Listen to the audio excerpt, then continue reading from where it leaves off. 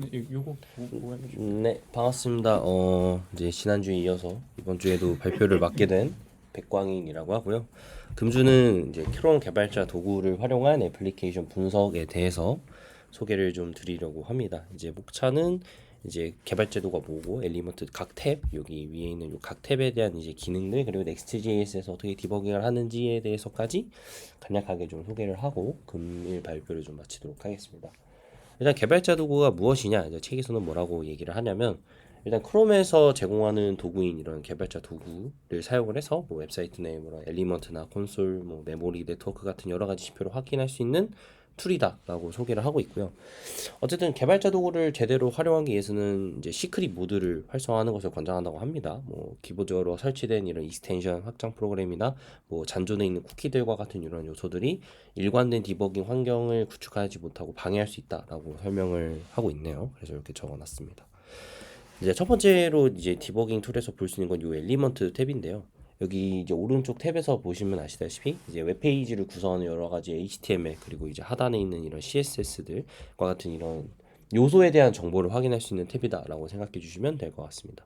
이렇게 원하는 탭을 이제 클릭할 경우에는 이제 브라우저 내 요소가 강조가 된다고 하는데, 이런 식으로 네, 강조가 되고 있죠. 그래서 이제 요소를 호버링 했을 때 이렇게 여러 가지 그 컬러들이 뜨게 되는데, 파란색은 요소의 실제 이제 위드스나 헤이트 영역을 의미를 하는 거고, 초록색은 패딩, 뭐 주황색은 마진, 노란색은 보더 영역, 이렇게 네 가지로 나눠서 생각해 주시면 될 것 같습니다.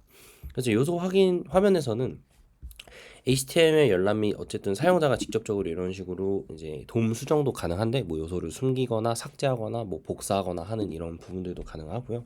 수정된 도움은 이제 핫 리로드가 되기 때문에 자동으로 즉각적으로 이 화면에 반영된다라고 생각해 주시면 될 것 같습니다.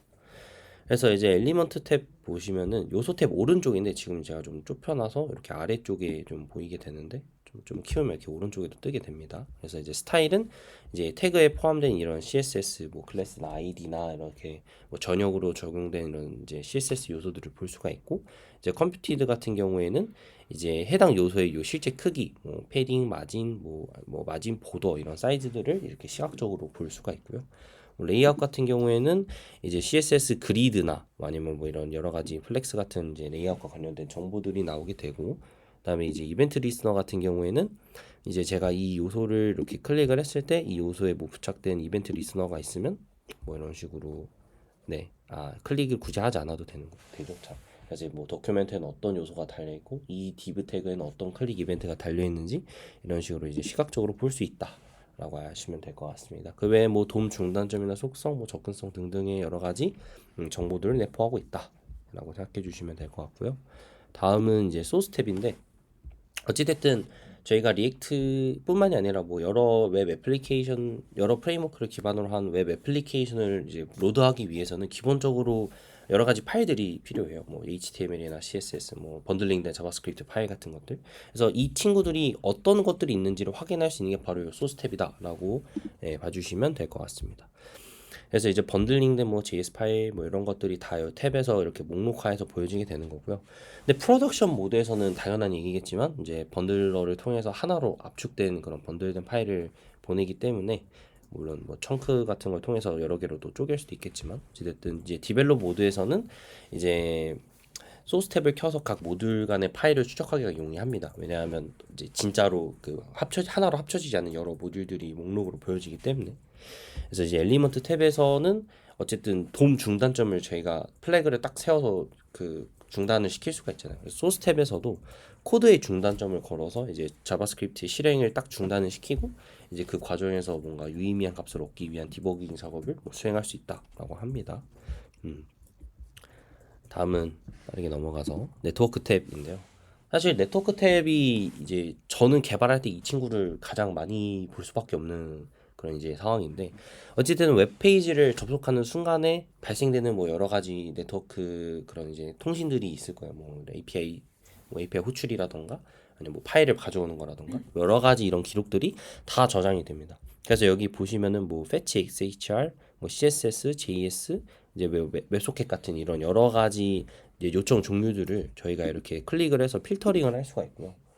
그리고 스크립샷 캡처 기능도 할 수 있는데, 그래서 이제 특정 타임라인에 어떤 네트워크 요청들이 들어왔는지를 이제 일련의 흐름으로 캡처를 해서 웹페이지의 로딩 플로우를 어떻게 보면 좀 시각적으로 볼 수 있는 그런 기능들도 있다라고 이야기를 하고 있습니다. 실제로 저도 많이 활용하고 있는 기능 중에 하나이기도 하고요. 이제 모바일 웹페이지를 시작할 때 유의사항으로 이제 책에서 설명을 한 내용은 어쨌든 모바일은 이제 기본적으로 애플리케이션을 로드하기 위해서 필요한 리소스들이 필요하잖아요. 근데 이게 양이 많아지면 그만큼 사용자의 네트워크 비용이 늘어나게 되겠죠. 그럼 이제 뭐 요즘에는 사실 뭐 비용이 많이 줄어들었다 하지만은 그래도 이제 약간 부담이 되는 상황이 있기 때문에 그래서 뭐 G집 가장 많이 쓰이는 그런 압축 시스템이죠. 그래서 이런 리소스 압축 방식을 뭐 잘 활용하자라고 하는데 조금 당연한 이야기라서 다음으로 넘어가면 네트워크 탭으로 봐야 할 중요한 요소들에 대해서도 설명을 하고 있습니다. 그래서 뭐 불필요한 요청이 있는지 아니면은 뭐 구성에 필요한 리소스가 너무 큰 건 아닌지 뭐 리소스 로딩 속도 같은 것도 적절하고 뭐 특정 리소스에서 뭔가 데이터를 가져오는데 너무 시간이 오래 걸리는 케이스가 있는지 이제 그런 경우는 따로 또 확인을 해줘야겠죠. 아니면 뭐 각 리소스가 올바른 순서대로 뭐 프리로드 같은 것도 잘 걸려 있는지 이런 것들도 뭐 정말 빨리 가져와야 되는 경우에는 뭐 이런 태그들도 걸려 있는지도 한번 점검을 해보는 게 좋을 것 같다라는 게 이제 책에서 설명하는 네트워크 탭에서 집중적으로 봐야 할 요소다라고 설명을 하고 있고요. 이제 저 같은 경우에는 이제 리소스 크기 같은 경우도 뭐 예를 들면 이미지가 너무 크다 보니까 뭐 얘를 이제 불러오는 과정에서 너무 큰 거를 확인을 했고 얘를 경량화하기 위해서 뭐 샤프 같은 라이브러리를 쓴다거나 아니면 뭐 람다 같은 걸 걸어가지고 뭐 이미지를 경량화하는 방식을 이제 구현을 한다던가 한 뭐 여러 가지 이런 해결책들을 파악하기 위해서 이런 네트워크 탭을 잘 활용하는 것은 개인적으로 되게 좋은 디버깅 방법이라고 저는 생각을 하고 있습니다. 다음은 메모리 탭인데요.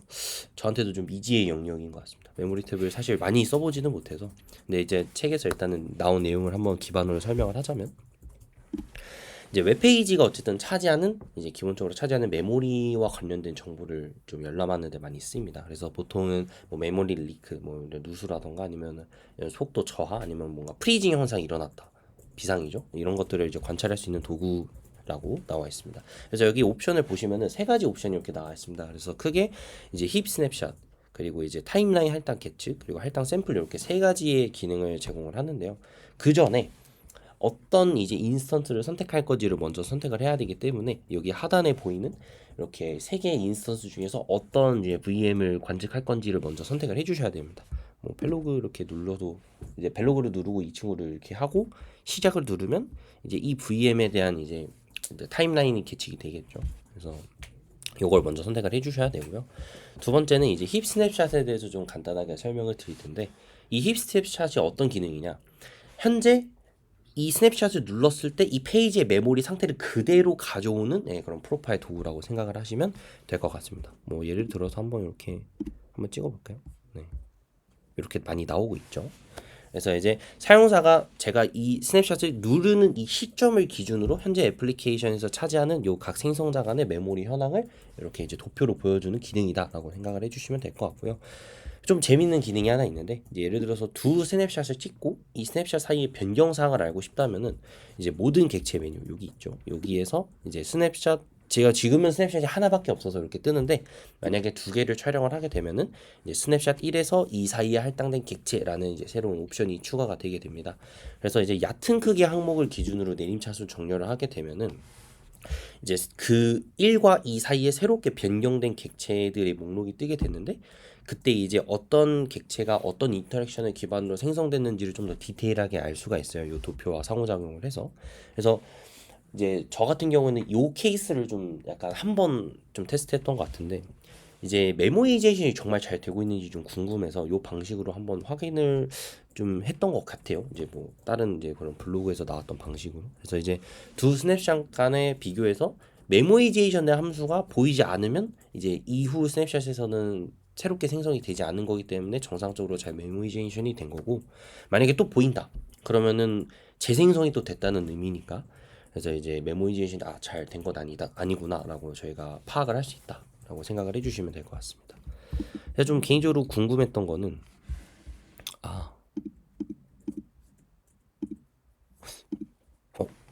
혹시 이게 약간 여기. 감사합니다. 자, 그리고 다음은 이제 얕은 크기 그리고 유지된 크기 간의 차이점에 대해서 좀 간단하게 설명을 드릴 텐데, 얕은 크기가 무엇이냐면 말 그대로 객체 자체가 그냥 이 객체가 보유한 그냥 이제 메모리의 크기를 얕은 크기라고 하고요. 유지된 크기는 이 객체 자체가 보유한 크기를 넘어서 이제 뭐 별도의 부모가 존재하지 않는 뭐 모든 이제 그 객체 내부에 있는 모든 자식 객체의 크기를 더한 총합의 크기 값이라고 생각을 하시면 될 것 같습니다. 그래서 책에서는 뭐 A 생성자 내 B 생성자를 새로 생성을 하고 이제 그 메모리의 크기를 비교를 한 그런 이제 내용을 설명을 했는데, 심플하게 정리를 하자면 객체 내부에 뭐 또 다른 객체를 생성한 경우에는 이 객체 자체가 가진 얕은 객체는 작지만 유지된 객체는 이 안에 있는 작은 객체의 사이즈도 포함하기 때문에 결론적으로는 사이즈가 그만큼 증가하게 되는 것이고, 메모리 두수가 의심되는 상황이 있다라고 한다면 이제 뭐 얕은 객체는 정말 작은데 뭔가 유지된 객체는 좀 큰 경우, 이런 경우에는 뭔가 메모리 프리라던가 이런 것들이 잘 일어나지 않았다라고 판단을 해서 이제 그 객체에 대한 케이스를 우선적으로 찾는 게 중요하다라고 이제 설명을 하고 있습니다. 이제 마지막으로는 마지막이 아니죠, 참. 타임라인 할당 객체에 대해서 다음은 소개를 할 텐데, 이 친구는 어떤 기능이냐?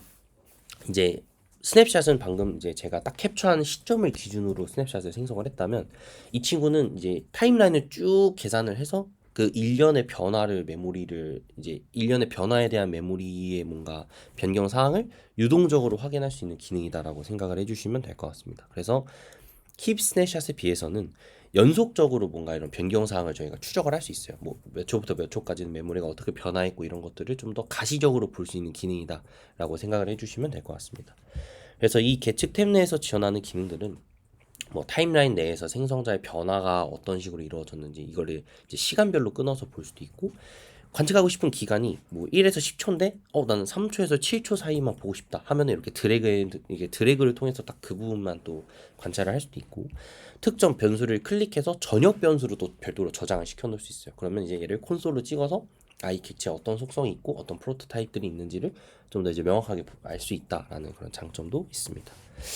마지막인데 할당 샘플링은 제가 한 번도 안 써본 기능이긴 하지만 소개를 하자면, 시간의 흐름에 따라서 어쨌든 이 친구는 자바스크립트 함수들을 이제 실행 스택별로 열람할 수 있는 그런 특이점이 있다라고 소개를 하고 있고요.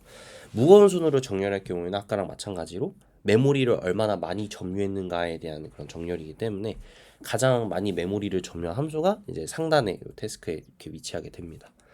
그래서 이제 소스 패널에 어떻게 보면 표시 옵션이 있는데, 이 친구를 키면은 이 함수가 어떤 모듈에서 어떻게 정의가 되었는지를 이제 좀 더 이제 유연하게 볼 수 있다라는 장점이 있습니다. 그래서 제가 생각을 했을 때는 이제 디벨롭먼트 모드에서 뭐 애플리케이션을 실행해서 테스트를 하다가 뭐 이 함수가 어디서 정의가 됐지 하면은 뭐 이 친구를 한번 클릭해서 또 이렇게 들어갈 수 있는 기능도 지원하지 않나. 근데 사실 이거는 뭐 소스 탭에서도 알 수 있는 부분이라서 뭔가 메모리 관련된 그런 뭔가 태스크 관리를 할 때 좀 사용하면 좋지 않을까라고 생각을 하고 있습니다. 이제 마지막으로 이제 넥스트 환경에서의 디버깅하는 방법이 있는데, 책에서는 그냥 이제 AB 이제 오픈 소스를 사용해서 요청을 쏴서 이제 얼마나 뭐 응답받는데 걸리는 시간이 얼마나 길고 뭐 바이트는 얼마나 큰지 이런 것들을 소개를 하고 있는데, 이제 좀 신기했던 거는 인스펙트 옵션을 넘겨줄 수 있다라는 게 좀 신기했고요, 개인적으로. 그래서 이제 요 인스펙트 모드로 이동을 하게 되면은 이제 넥스트에 이런 뭐 트래픽을 유입을 시켜서 어떤 뭐 이 서버가 잘 응답을 받고 있는지, 뭐 얼마나 많은 그런 이제 바이트를 이게 가지고 있는지 이런 것들을 잘 디버깅 할 수 있다라는 거는 좀 신기했던 것 같습니다. 끝입니다. 왼쪽.